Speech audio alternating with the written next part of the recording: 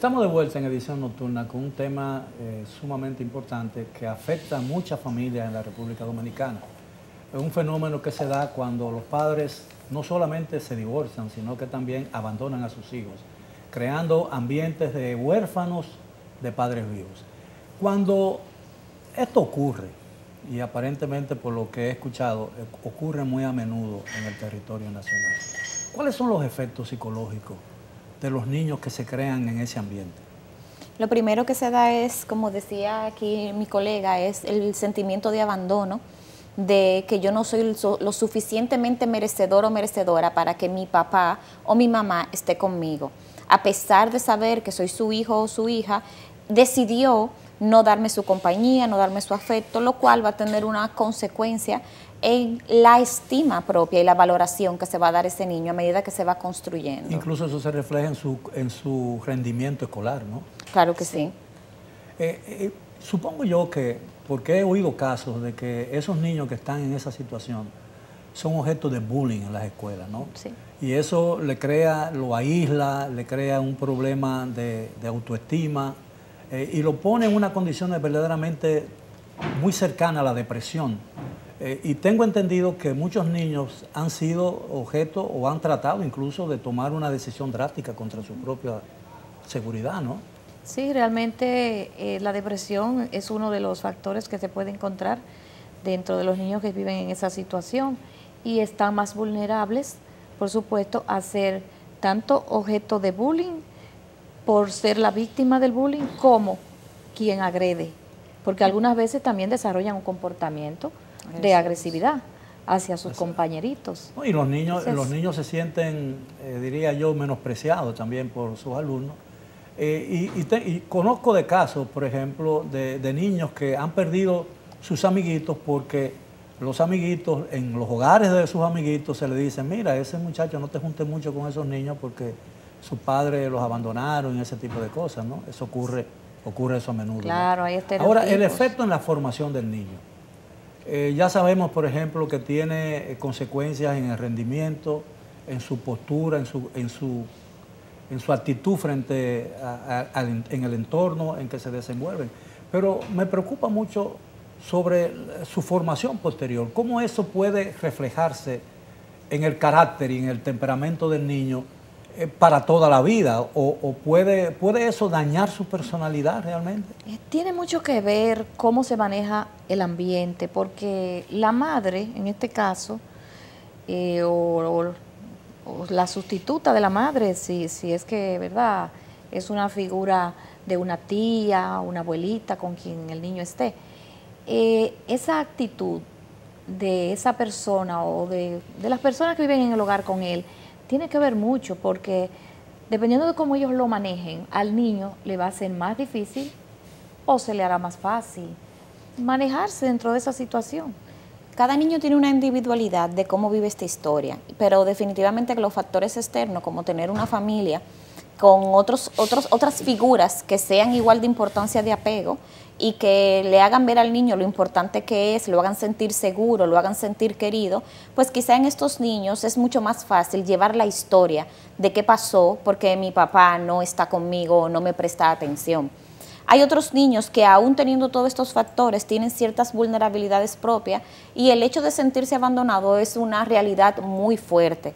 Entonces cuando llegan a la adultez pueden repetir el patrón porque nunca tuvieron un modelo masculino que le enseñara cómo es ser padre o cómo es ser un buen padre. Es decir, cuando usted dice que puede repetir el modelo, significa que una vez casado puede también abandonar a sus hijos. Aún no esté divorciado, como usted decía, son personas que no saben cómo asumir el rol porque se sienten perdidos, porque muchas de las formas en que como adultos asumimos nuestras decisiones, nuestras realidades, tiene que ver, hay una parte que tiene que ver con el ejemplo que vemos de los adultos que estaban cerca de nosotros. Evidentemente un niño que es objeto de un tratamiento que es rescatado de un hogar que no funciona y es llevado a Conani necesita de un tratamiento, ¿no?, psicológico.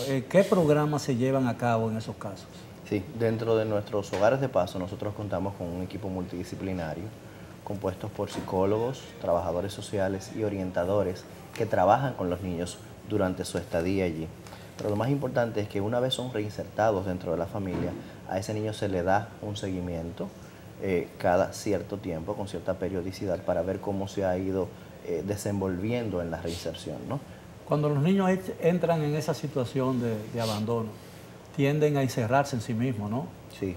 Eso es natural, no dicen lo que está pasando, pueden ser objeto de maltrato físico, pero se lo callan y todas esas cosas. ¿Cómo se le entra a un niño? ¿Cómo se entra en su ser para que el niño realmente diga lo que siente? Ahí entran, y es muy importante el rol que juegan las psicólogas, ¿no? Y las orientadoras. ¿Por qué? Porque no es lo mismo que yo aborde a un niño como abogado, ¿no? A que un especialista en esa materia, en la conducta humana, empiece a interactuar con él. Y ellos tienen forma de sacarle información y todo esto a través de juegos que ellas le podrán explicar mejor que yo. Evidentemente, aunque los niños que son abandonados por sus padres y son llevados a un hogar de paso, ¿no? Como ustedes le llaman, ese hogar de paso es totalmente diferente al hogar donde han vivido. Claro. Y están entrando a un ambiente totalmente desconocido, que puede ser incluso peor que el ambiente que han abandonado.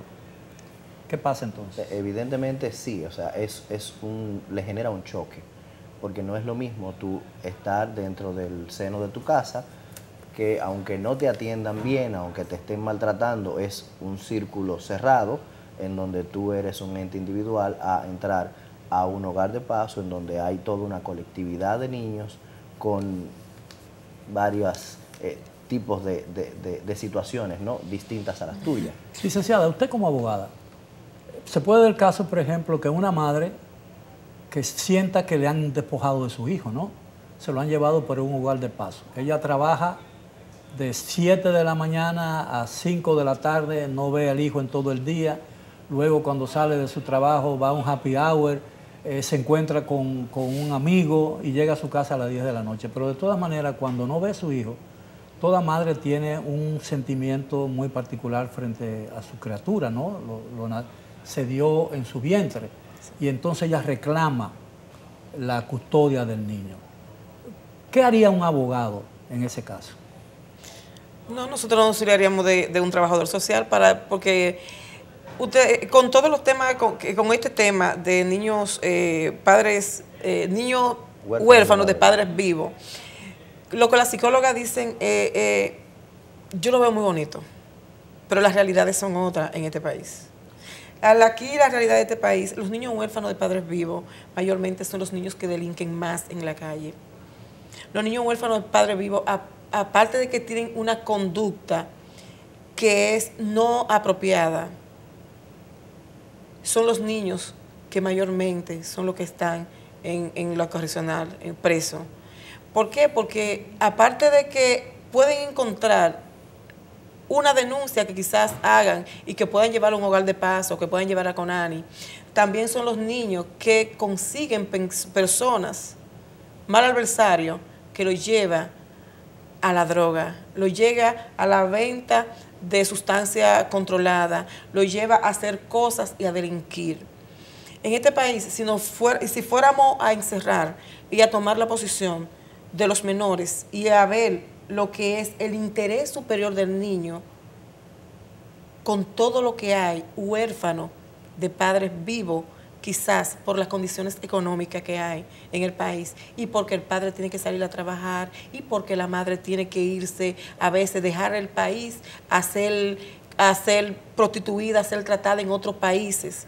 Entonces lo dejan a una segunda, a una tercera familia, el cual no lo conduce quizás como uno entiende. En el caso que usted me decía, una madre que salga de trabajo, se va a un happy hour, a un café a tomar, yo considero como abogada, no tiene la autoridad para conducir a un menor de edad a un hogar sano.